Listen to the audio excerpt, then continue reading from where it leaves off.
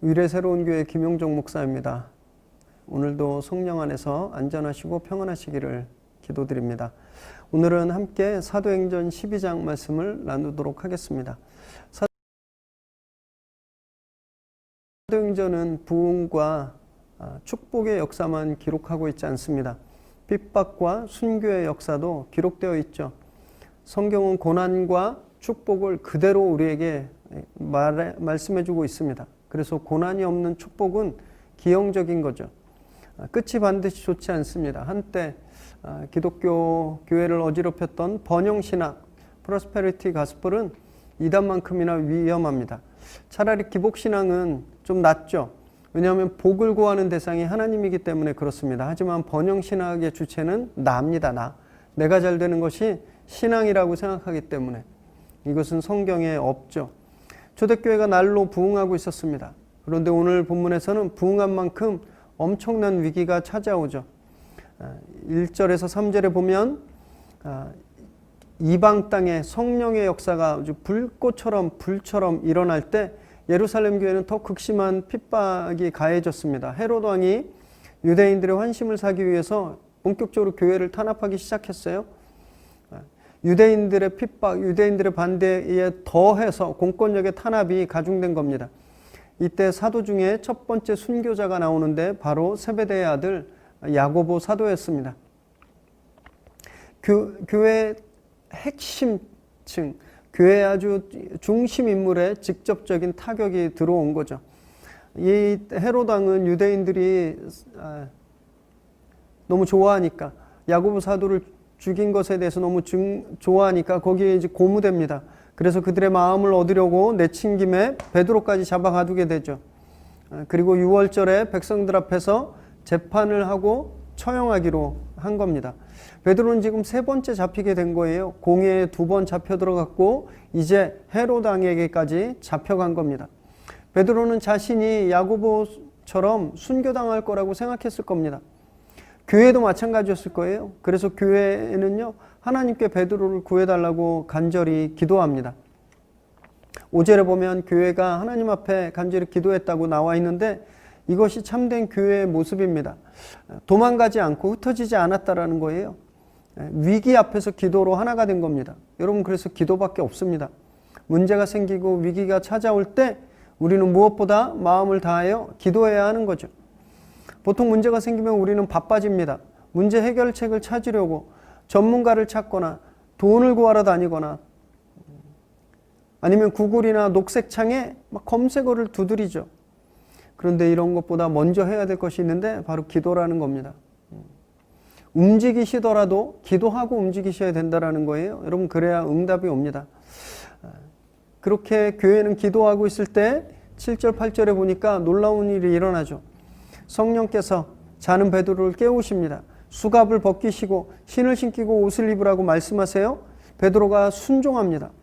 그런데 베드로는요, 이게 실제 상황인지 꿈인지 몰랐습니다. 그대로 순종했어요.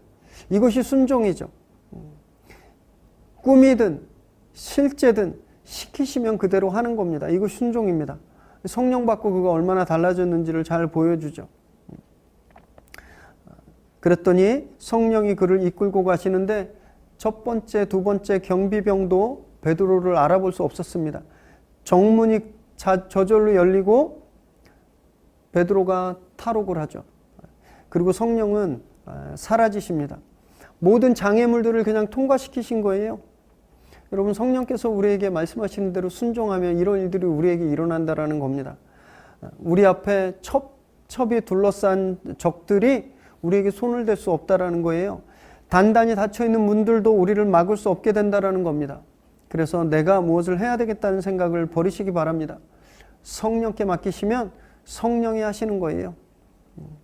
11절 12절에 보니까 정신을 차린 베드로가 마가의 어머니 마리아의 집으로 갑니다. 그곳은 오순절 성령이 임했던 마가의 다락방과 같은 장소고요. 그곳에서 성도들이 지금 기도하고 있었던 거예요. 그들의 기도가 응답받은 겁니다. 함께 마음을 모아 기도하면 이렇게 응답이 이루어지는 거죠.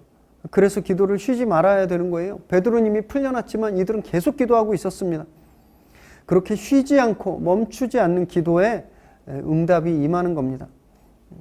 이런 기도의 사람들이 되시기 바랍니다. 일어나셔서 출근하시면서 일하시면서 또 퇴근하시면서 늘 기도하십시오. 기도는 호흡입니다. 밥 먹는다고 호흡을 멈추는 사람이 없듯이 다른 걸 한다고 기도를 멈추는 사람은 없어야 된다는 거예요. 영혼의 호흡이 끊어지면 생명도 끝이 납니다. 여러분, 우리는 기도할 때 사는 사람들이라는 것을 잊지 마시기 바랍니다. 13절 14절에 보니까 베드로가 문을 막 두드립니다.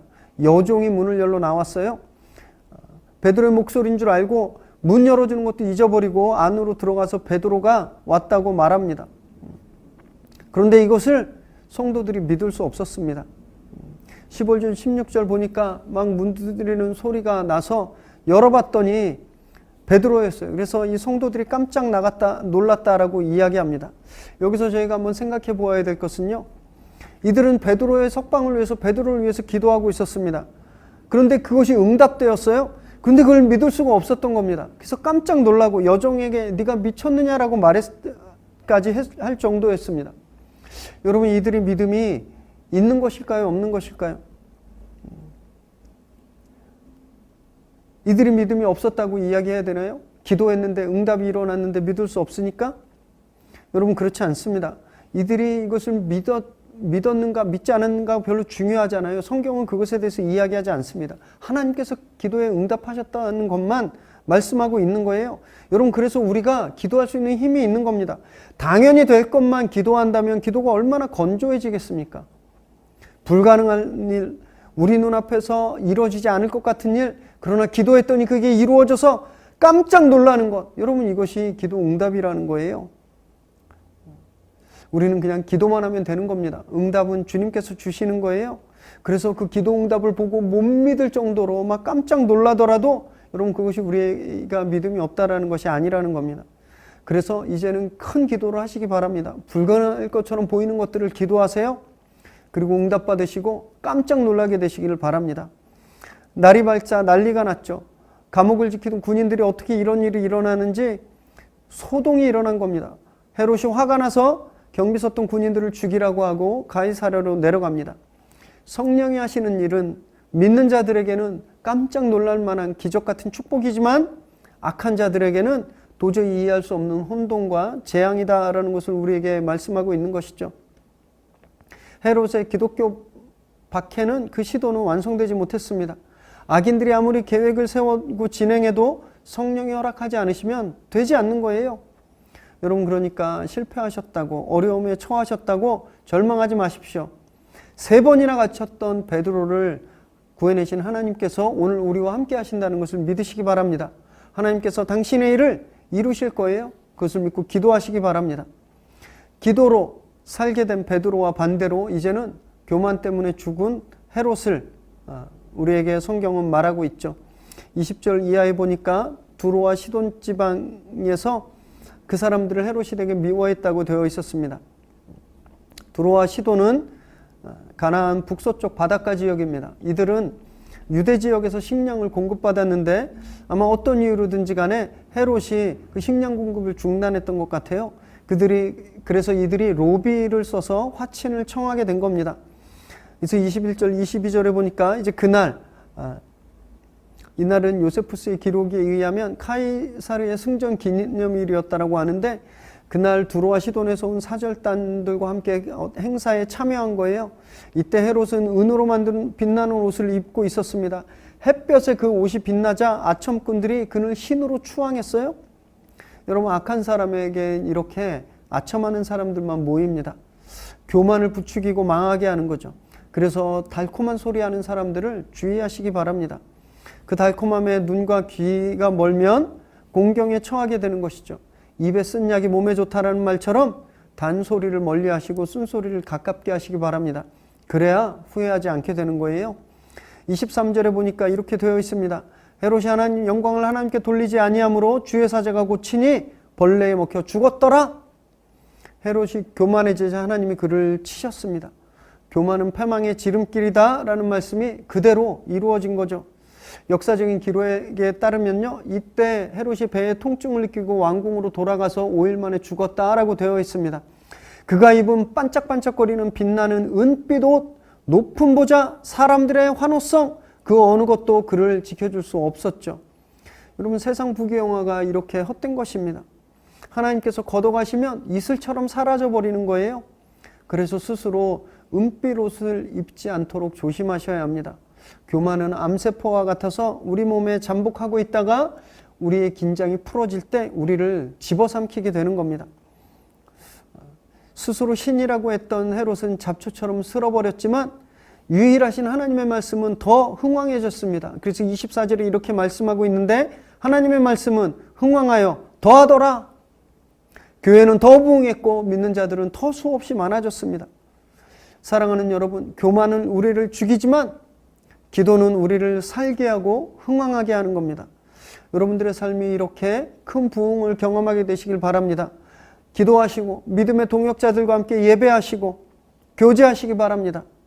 그래서 겸손히 속하신 그 공동체가 날마다 부흥하게 되기를 주님의 이름으로 축원합니다. 함께 기도하겠습니다.